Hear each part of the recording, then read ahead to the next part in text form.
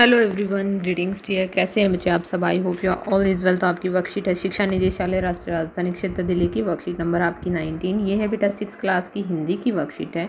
विद्यार्थी को अपना नाम, अपने कक्षा अध्यापक का नाम लिखना है। वर्कशीट रहेगी हमारी 10/9/2021 की, यानी कि आपकी शुक्रवार की वर्कशीट। तो चलिए पढ़ते हैं। प्यारे बच्चों, कृष्णा सोबती द्वारा लिखे गए संस्मरण बचपन के द्वारा हमने लेखिका की बहुत सारी बातों को जाना। चलिए आज हम इस पाठ के अंतिम भाग को पढ़ते हैं, यानी कि इस पाठ से आपकी ये अंतिम वर्कशीट है। जब वह चाय पीकर चले गए तो मैं अपने कमरे में जाकर आईने के सामने खड़ी हो गई। कई बार आपने अपने को देखा, ऐनक उतारी, फिर पहनी, फिर उतारी, देखती रही। सूरत बनी लंगूर की, नहीं नहीं नहीं, हा हा हा। तो ये किसने कहा था? ये उसके भाई ने, छोटे भाई ने उसको हंसी मजाक करते हुए कहा था। तो मैंने अपने छोटे भाई का टोपा उठाकर सिर पर रखा। कुछ अजीब लगा, अच्छा भी और मजाकिया भी। तब की बात थी, अब तो चेहरे के साथ घुल मिल गया है चश्मा। जब कभी उतरा हुआ होता तो चेहरा खाली खाली लगने लगता। याद आ गया वह टोपा, काली फ्रेम का चश्मा और लंगूर की सूरत।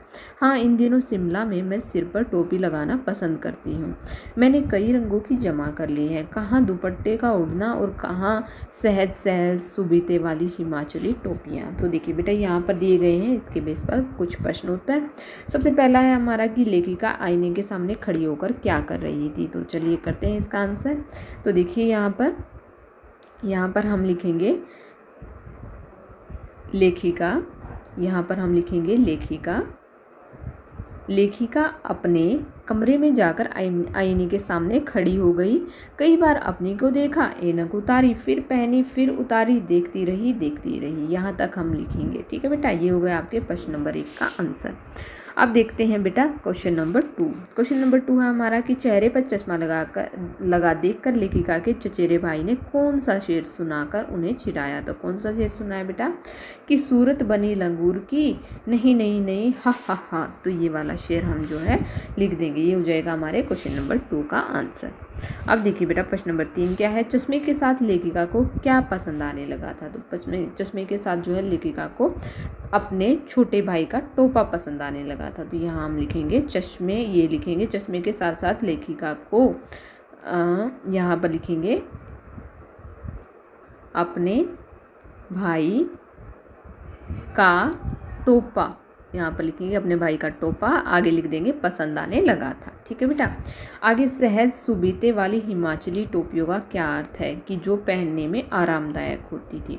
यहाँ पर हम लिखेंगे सहज सुबीले वाली हिमाचली टोपी का अर्थ है कि जो पहनने में सुलभ होती थी या सुलभ होती थी। ठीक है बेटा, ये हम इसका आंसर लिख लेंगे। आपको लेखिका के बचपन की कौन सी बात जो है सबसे अच्छी लगी, अपने शब्दों में लिखो।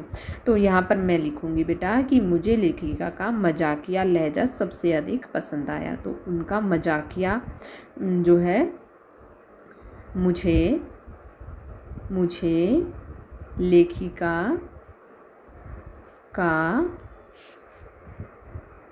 मजाकिया लहजा, यानी कि उसका नेचर, लहजा पसंद आया।